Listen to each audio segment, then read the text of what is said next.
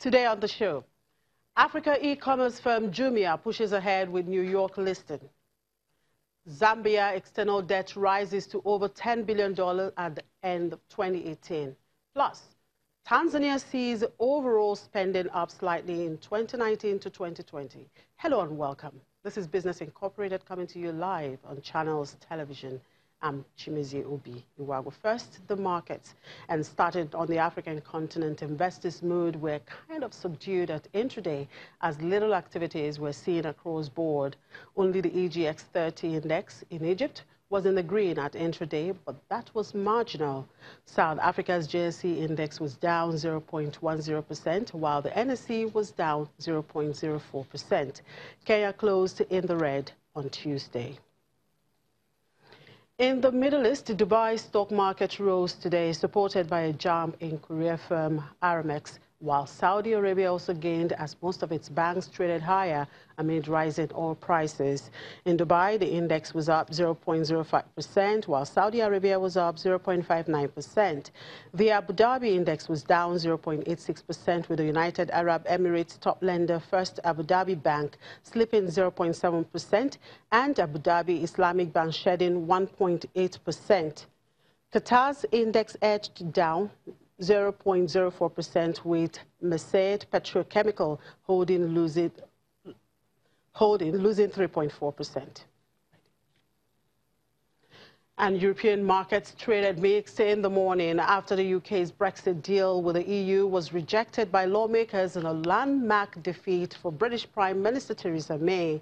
America's aviation regulator is still refusing again to ground Boeing's 737 MAX 8 planes despite pressure. Well, my colleague Paul Christian Brace joins us from the Frankfurt International Airport, where he is reporting on the latest from Boeing. Hello, Paul. Good afternoon.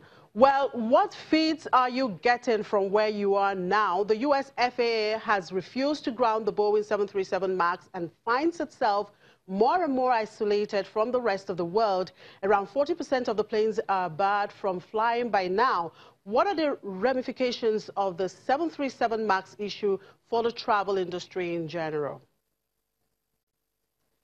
Well, not a single 737 MAX will be taking off or landing here from Frankfurt.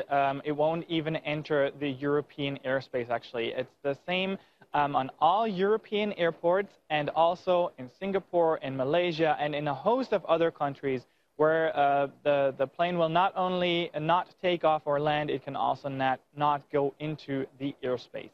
Now, here in Europe, there aren't that many airlines that operate the flight, but the ones that do are already coming after Boeing. Norwegian Airways, for example, they have 18 737 MAX in operation, and they had to ground them. Now they're asking Boeing for compensation, and their CEO says, we expect Boeing to take this bill. And that could, widen with a lot of other planes that are especially in the Asia-Pacific region, where China alone has almost grounded 100 airplanes.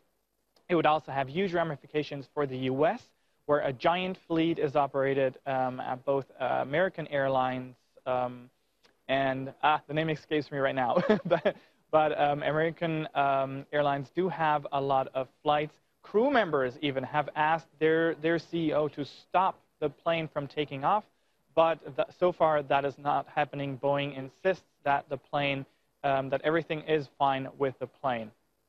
Well, another issue that is making the rounds now in the UK, of course, is Theresa May failing in her second attempt to convince Parliament to back her Brexit deal. Now, the EU says there is no third chance, and March 29 is only 2 weeks from now. What's next in this divorce drama? Yeah, it was a drama once again, and it goes back and forth. We saw a deeply divided UK Parliament after it had looked so promising on Monday night when Theresa May and Jean-Claude Juncker said they'd actually found a solution, but that solution did not succeed in the British Parliament. And Theresa May really has a problem now. A lot of people have lost trust in her. And her position as Prime Minister is certainly in question again, although she's been kind of thick-headed in the past. It was in question before, and she didn't step down. So we'll see what happens on that front. So what now? Is the UK going to crash out? That vote is up next in Parliament, but it's unlikely. So that leaves us with a couple of options. There's either a delay, maybe even a second referendum, maybe even no Brexit at all if they can't come to a conclusion. And rejecting this deal certainly has moved us closer to this possibility that there isn't even a Brexit. Or a new deal, but the EU already said that isn't happening. So yeah, the drama has not been written out. The UK is trying to cushion the situation of a possible no deal. It said today that 87% of goods imported to the UK would not be taxed, and that the country would not have any customs or border controls. So trying to cushion the effect of that. We'll see what the outcome of that is. Okay, let's look at M&A market in Germany, where you are. A Deutsche Bank merger with Commerzbank is far from a done deal, and now Deutsche is facing growing opposition from within. What's troubling Germany's biggest lender there? Yeah, trouble is coming from within this time on this possible merger, because putting these two banks together would make a giant banking operation of 130,000 employees. But if they're put together, roughly 20 to 30,000 of these jobs would probably be lost. And so banking unions actually are rejecting this deal. The German banking union has said if it rejects this deal, and it would even threaten to pull out talks about the integration of Postbank, which Deutsche Bank currently is still trying to integrate. And also members of the supervisory board of Deutsche Bank, who are union members, two of them said that they reject this deal.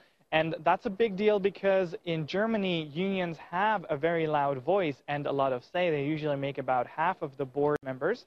And so their voice will be heard. And currently they say this doesn't make any economic sense. We're not seeing that this is definitely going to succeed. Instead, we're threatening jobs, and they're not happy with this going forward. Neither are most of the shareholders right now. Only one major shareholder, Cerberus, has said, well, this is an option that we could explore, but other shareholders are not happy about this merger. So a lot of problems that Deutsche Bank still has to figure out before this can go anywhere. All right, thank you very much for your time, Paul. Well, I guess while you are at the international airport there, you'll continue to get more updates on the Boeing issue. Thank you for your time, Paul.